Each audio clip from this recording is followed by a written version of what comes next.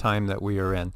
You have a doctor sentenced to 45 years in prison for lying to patients about the big C and receiving millions, $17.5 million in, let's say, inducements, entitlements. There's a lot of different words that could be used to describe what's happened. We've talked about the geopolitical system, how it uses a form of what they call lobbying, which is literally legalized bribery, where people are trying to convince you to look at things a certain way, often to vote a certain way. You wonder how people in the political spectrum with salaries that are like $110,000 amass 65 million, $100 million again in money invested wisely. Well, when you have insider knowledge that other people don't have, when you have the ability to literally change laws and utilize laws to your advantage, when you have people that are counting on you to be a representative of the people for the people, and instead people utilize their positions and power to better themselves, and most of the time that is financially, it's a real sad world. And a lot of people want to think, most of us want to think that people are better than that. We begin with that breaking headline today: a Michigan doctor sentenced, being called a monster. A day of reckoning for the doctor who diagnosed hundreds of patients with cancer when they did not have it. Outside the court, the tears and anger, he lied to so many patients, giving many of them extensive chemotherapy, which then made them sick. So many of those families today coming face to face with the doctor as he was sentenced to 45 years behind bars. And you're about to hear what the doctor said to those families. ABC's Ron Claiborne leads us off. Judgment Day for the doctor who caused so much pain. Victims of Dr. Farid Fatah outside the courtroom where he was sentenced, hand in hand, then defiant. 45 years for the lives that he took.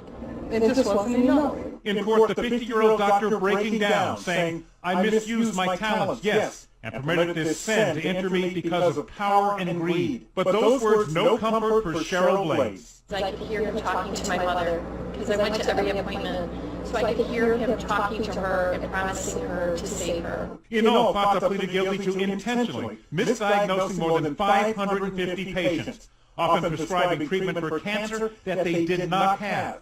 He earned more than $17 million as a result.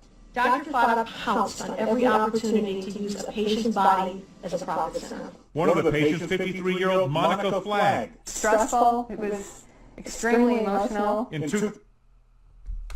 You get the picture. And the problem is that this is unfortunately not just one single little isolated case. This has been going on in a much higher degree than most people realize. In fact, this is systemic. It's systemic. The things that have been allowed to go on legally, it just shouldn't be. And, the censorship that we run into time and time again, when you try to tell people, too, the truth, and the truth is labeled, misrepresenting the facts, misinformation, et cetera, when it's not. And it is exactly the truth. And all you're trying to do is help people with the truth.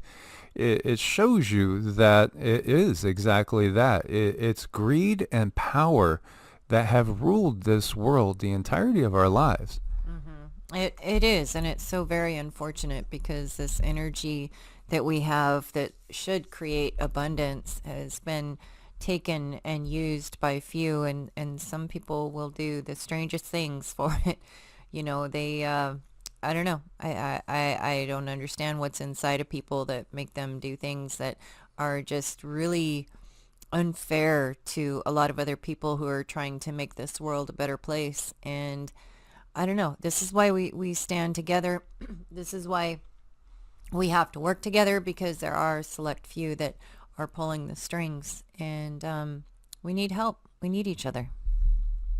Yeah, unfortunately, this has been the way of the world. This is the way of the system, but that's all being exposed.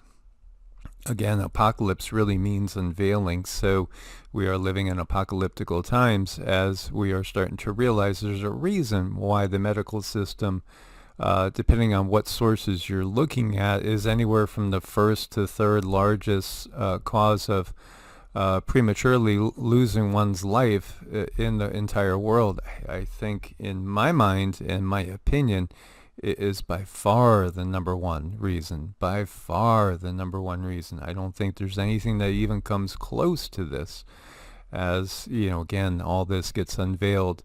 So we look forward to your thoughts on this, your comments, your questions. Share with us what you're seeing.